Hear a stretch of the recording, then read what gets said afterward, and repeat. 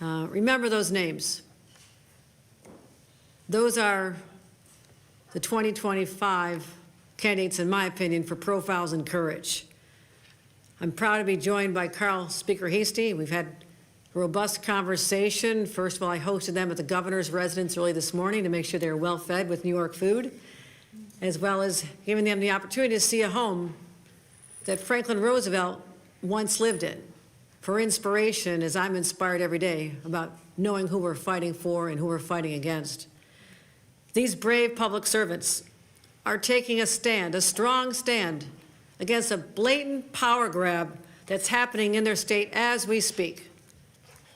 And this will have implications, not just in Texas, but for our entire nation and its future. First of all, by breaking quorum, using a legitimate form of government, correct? We've talked about this. This is not breaking the law. This is a legitimate process that has been used before.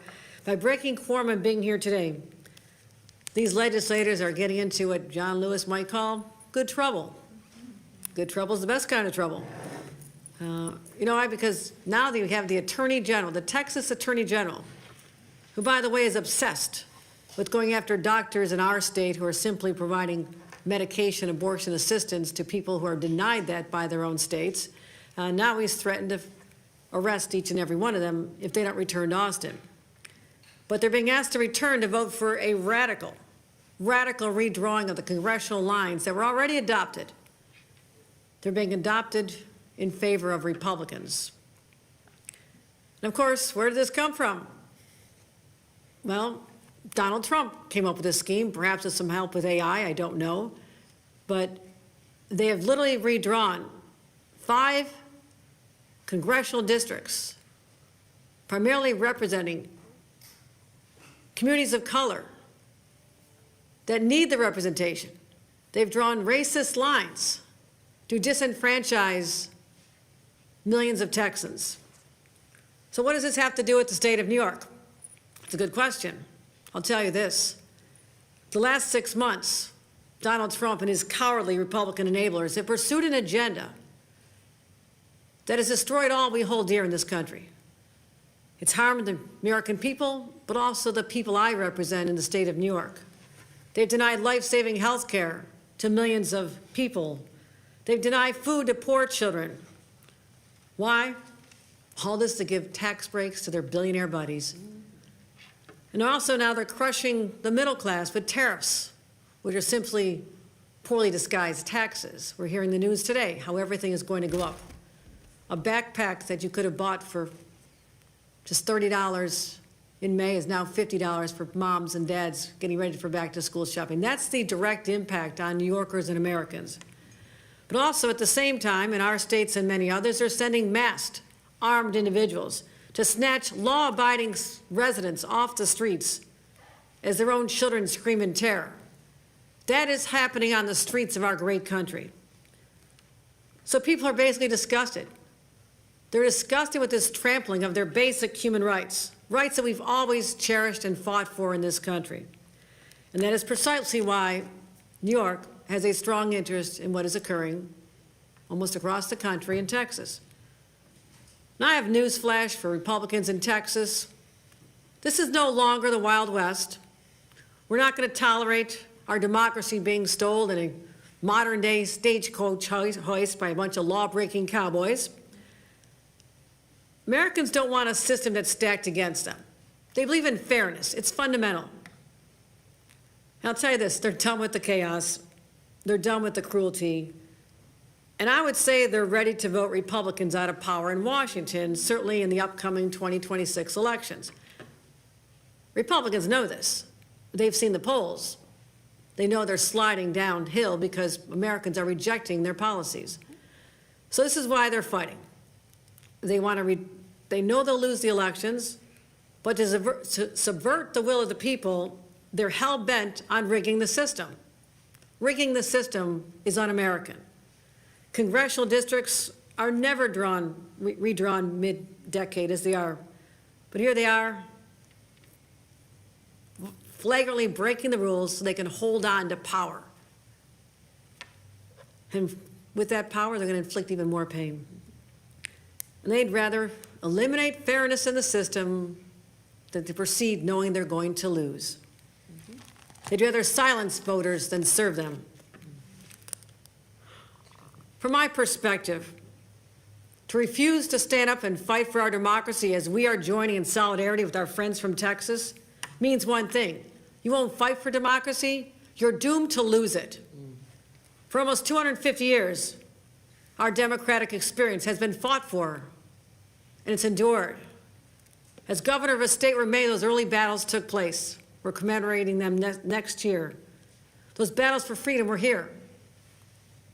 That's why I cannot stand by and let this happen, while Donald Trump and his co-conspirator, Greg Abbott, erode our democracy and drag us toward authoritarianism. Now, what Texas and Republican states are doing at the direction of Donald Trump, I say is nothing short of a legal insurrection against our capital. Legal meaning they're using the legal process. Does not mean it's legal, and it must be stopped.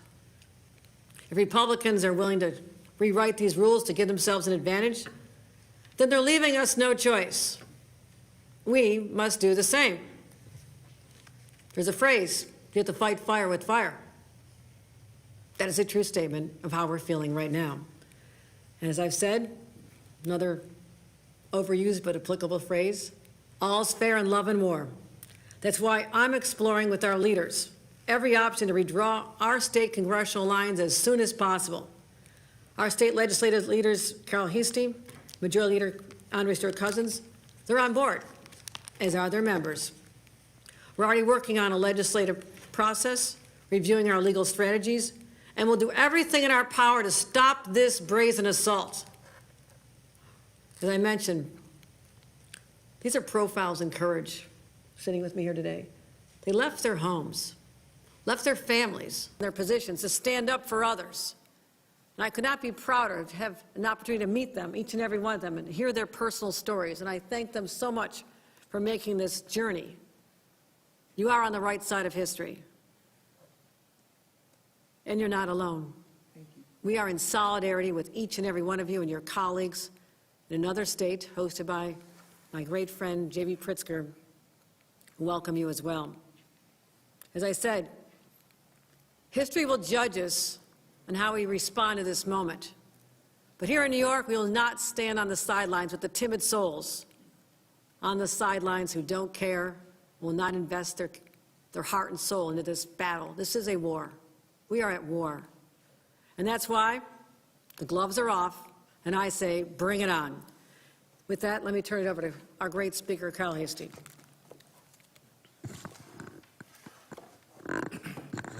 So thank you, Governor, and thank you to our great colleagues from the great state of Texas. You know, I'm a fan of something big in Texas. As, you know, everybody knows I'm one of the bigger Cowboy fans, but today we're not going to go there. You cannot say that sitting next to me. I'm a Bills fan as long as they don't play against the Cowboys. But we're here for you know, a serious you know, moment in time, and you know, all things are connected.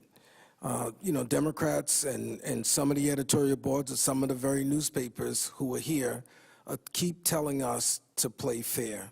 And it's very difficult to say play fair when your opponents are playing dirty and using every tool in their tool shed, toolbox to kind of undermine democracy. Since this guy has been sworn in, there's no respect for the Constitution, there's no respect for people, and this, what's happening in Texas is just another prime example.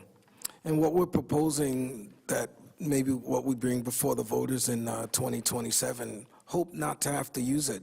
But sometimes the best way to get a bully to stop being a bully is to remind them that they could also be bullied. So perhaps the Republican members of Congress here in New York could say to their Republican colleagues in Texas, hey, slow down on this, because this can also affect us. We'd like the world to play fair. Democracy should be fair. But what we're learning, and again, we're only God help us, 8 months into this horror movie of this presidency administration is that big disgusting bill that they're trying to fool people that thinks is good. It's just nothing more but just another giveaway to the richest of the rich in this country. And so they're trying to fool us by saying, well, we're going to go on with gerrymander and take out Democrats, and you'll hear from, my good colleague, Representative Jones will tell you the members of Congress that are under attack and who they're looking to get rid of. It's just unfair. It's sickening. Like I said, it's really like being in a bad movie of just a hostile takeover of what is supposed to be the greatest country in this world. So sad that we have to be here.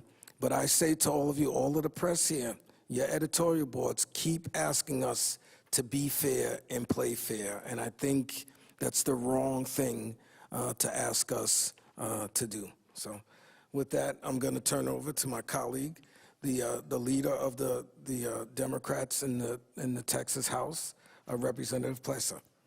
Thank you, Governor, and thank you, Mr. Speaker. My name is Mihaela Plessa, and I proudly serve as the Vice Chair of the House Democratic Caucus and the constituents of House District 70 in Collin County. I just want to thank you for standing with us today and for your leadership. Your continued support reminds us that the fight to protect democracy is not confined to one state. The fight is for all 50, and I'm proud to stand with you. I'm joined here by my colleagues of the Texas House Democratic Caucus, public servants who came to this work not to chase power, but to protect people. I'm proud to stand beside them in this moment of national urgency. But before we get into the redistricting crisis in Texas, I want to acknowledge something else that we share in common that connects us, and that's the recent flooding that happened in both of our states. New York just experienced flooding. They put people over policies, and they declared a state of emergency. In Texas, today marks the 1-month anniversary where over 130 people died, the majority of them being children. An incident that our governor has still failed to attend any funerals for the victims. People are rebuilding their lives. Their homes have been destroyed. They're burying their children. Some of them only have the snuffies that their children were clinging on to for support. Did you guys know that there's a nonprofit that's been started in our state that's trying to help parents find those stuffed animals because it's the last thing their children had?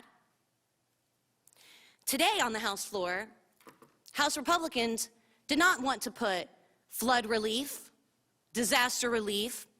They didn't want to do anything for the people of Texas. They're bending the knee to President Donald Trump. The first bill put on the calendar today was a redistricting bill, an attempt to steal power. This cannot be allowed to stand. The playing field has changed, not just for Democrats, but all Americans, and it's time to meet them on the new field. Governor Abbott formed a select committee on redistricting. That committee held 9 meetings. We also had a committee on flood relief. That committee only held 2 meetings. That shows you what our governor is focused on, what House Republicans are focused on. It's not the people of Texas. It's the people in power and how to keep that power. I remember when Trump called Georgia. He called the Secretary of State. He told them, I need to just find 11,780 votes. What did Georgia say? No. Well, Donald Trump called our governor, and he said, I just need a small change. I just need you to send me 5 congressional members. And what did our governor say? Sure. Give me a minute. Coming right up. We were sent to the Capitol to serve the people, not political parties. While Texas are waiting for relief, Republican leaders are redrawing maps to silence voters, hijack our democracy. And this doesn't stop with Texas. If Trump and Abbott secede, it will, give them 5 seats. But then, where else do they go? Ohio, Missouri, any other Republican legislature with Democratic congresspeople. They're on the chopping block too. Is that fair? Is that just? The fight isn't just about lines on a map. It's about lives on the line. That's why we're here. That's why we're fighting.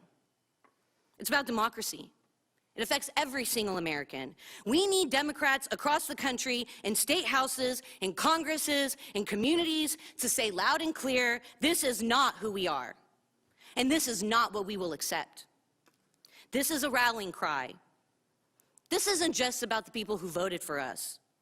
It's about every American who believes that the power belongs to the people, not one man, not a king. And I will not allow this one man to rewrite the rules of our democracy behind closed doors. This is about representation, about fairness, and about the integrity of our elections. We are not here to resist. We are here to fight. And we are asking for your help in this fight. Thank you so much, Governor. Thank you, Mr. Speaker. Thank you. We'll take questions now from the press. And again, you can hear the depth of passion, how strongly people feel about being on the front line of this fight, even at their own personal cost. And I call on all Americans who love our democracy to stand with the Democrats in Texas at this hour of need. Support them any way you can. And I assure you that the people of the great state of New York will be there with you on the front lines of this war to save all that is great about our country, including its democracy, which has endured for 250 years.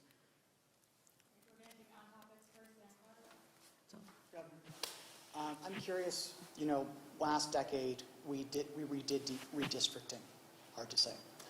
Do you think, given this situation where we've had these court battles, everything, that in this 2027 amendment that you may put forward, that the Independent Redistricting Commission should be disbanded or changed in some way so that you don't have to go through that again in 32?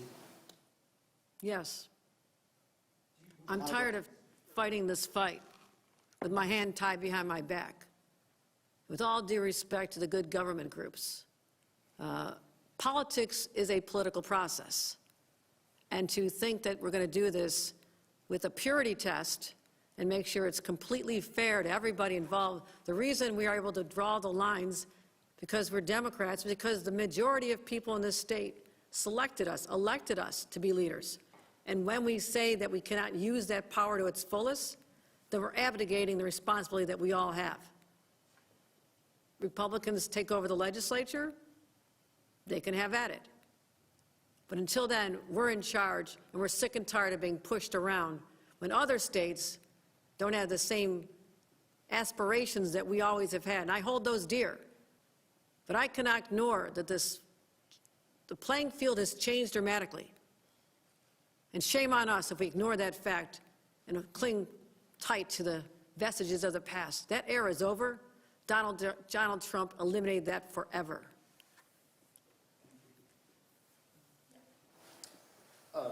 For Representative Plessa and your colleagues from Texas, what is your response to Governor Abbott, accusing you all of, possibly committing a felony by being here and not returning to Austin by this afternoon? Is it safe to say you have no immediate plans and plan to stay here indefinitely?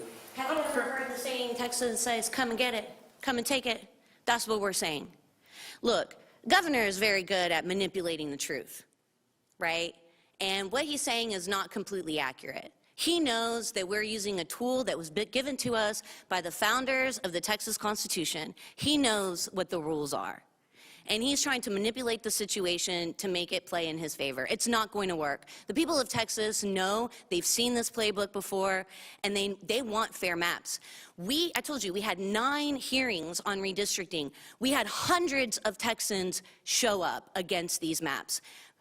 It was a handful of people that testified in favor of these maps. I'm talking about 500 people that showed up on Friday. Texas Republicans didn't give them an access to have their voice heard. They limited debate in those hearings.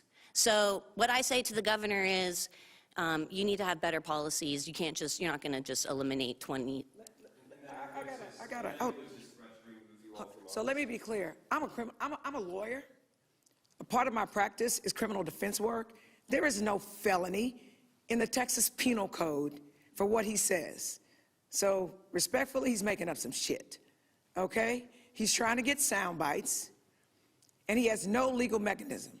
And if he did, subpoenas from Texas don't work in New York, so he gonna come get us how? Subpoenas in Texas don't work in Chicago. He's gonna come get us how? So let me be clear. He's putting up smoke and mirrors, and I'm hopeful that the media doesn't follow that.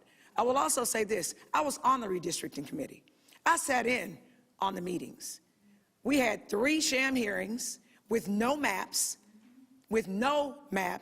where people were forced to testify that they were neutral on the maps because of our processes, when actually, I would say about 99.9% of the people were against it.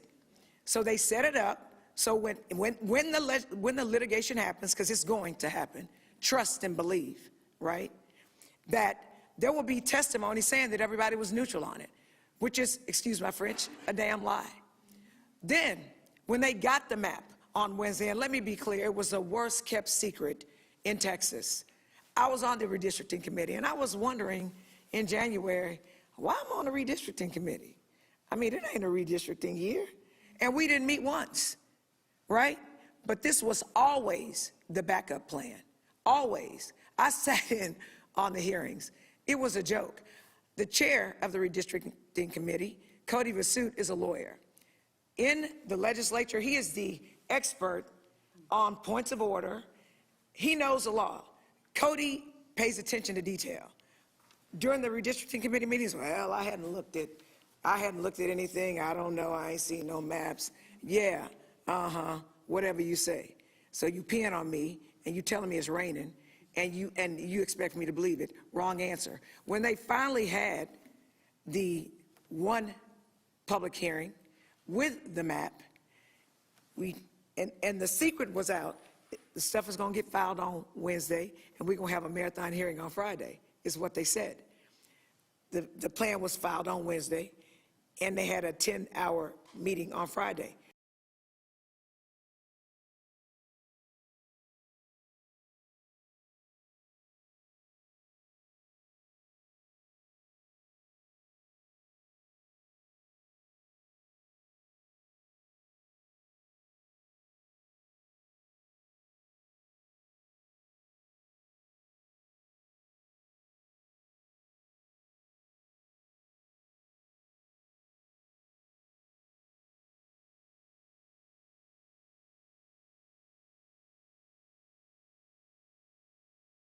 Upset about it. But it's really interesting that the map person who says that some law firm drafted the maps and he don't know that much about the maps, I felt like I was in a bad edition of an episode of White Man's Burden. For the most part, he told us, grown people speaking to us as if we were kids, said to us, you need to be happy. We didn't have to give you any hearings in the first place, and we know what's best for you. Well, I respectfully submit that they don't know what's best for us. They do not know what's best for us. And let me also be clear. My constituents demanded that I be here. So you think I'm gonna listen to Donald Trump and Greg Abbott and Dan Patrick and the Attorney General, who can't treat his wife right and who lies on documentation? So I think he needs to worry about going to jail. But my point is this. We, the Democratic contingent, we are paying attention to what our constituents are demanding of us. They've literally told us, if you don't quorum break, we will primary you. That's how important it is. People wonder, why should New York be concerned about what's going on in Texas? Why should anywhere be concerned with what's going on in Texas? I'm gonna tell you why. My grandmother says this, if you allow yourself to be a rug, people will step on you. No one was paying attention in North Carolina in 2024. There were 7 Republican Congresspeople, there were 7 Democratic Congresspeople. Guess what? The Republicans rigged the game in North Carolina, and they took 3 seats. I'm gonna say this one more again, that's Ebonics for those of y'all who don't speak it. They took 3 seats. Congress has a 3 Republican majority. Ding, ding, ding, ding, ding. So we weren't paying attention to what was going on in North Carolina, and look what we have. We got that big, ugly, terrible bill shoved down our throats. So guess what? I was paying attention. Fool me once, shame on you. Fool me twice, shame on me. Texas will not be North Carolina. We will not give them what we need. And we're marching, we ain't fleeing, we're fighting, and we are so incredibly thankful that the governor has hosted us, because we need allies. Governor, is the state expending any resources on housing or feeding or anything for the Texas lawmakers that are here today? I fed them breakfast. Don't know what that costs. you. If it's a It was problem, I'll take it out of my pocket. Very delicious. No, they're leaving today. And again, I do believe that there's going to be exorbitant legal expenses for them. It's $500 a day fine that they're already having to deal with. And so, we're looking at mechanisms where I can be supportive on the other side of the equation, not the government side, but the political side, and encourage others to step up and invest in these brave soldiers for our democracy. And then, building off Dan's question, the voters did approve a clause in the state constitution that prohibits redistricting on the basis that benefits a particular party, a particular candidate. Should that stay, or should that go? We'll be having those conversations about the exact wording, but I think if you ask voters in New York how they feel today versus how they felt back then, there has been a dramatic sea change in response to the onslaught of attacks from their own government in Washington, and they've had it. As I said, they've had it with the chaos, they've had it with the cuts, and they want us, as their leaders, to stand up for them, and that's exactly what we're going to do. Governor, why would it be unfair to say that New York Democrats are abandoning good government and good democracy in an effort to save democracy? Well, that's an interesting question. But if that's what's called for, I will put saving democracy as my top priority at any cost, because it is under siege. Just like those who put on a uniform to fight in battles across the ages. For centuries, we've stood up and fought. Blood has been shed. This is our moment in 2025 to stand up for all that we hold dear and not let it be destroyed by a bunch of renegades in a place called Texas, which I respect these people. But we've had our battles with them, the Attorney General, the Senator. We know who we stand with. We stand with the people of this country. So, if you all are leaving, where are you going next? If you're leaving New York, where are you going? Don't tell them.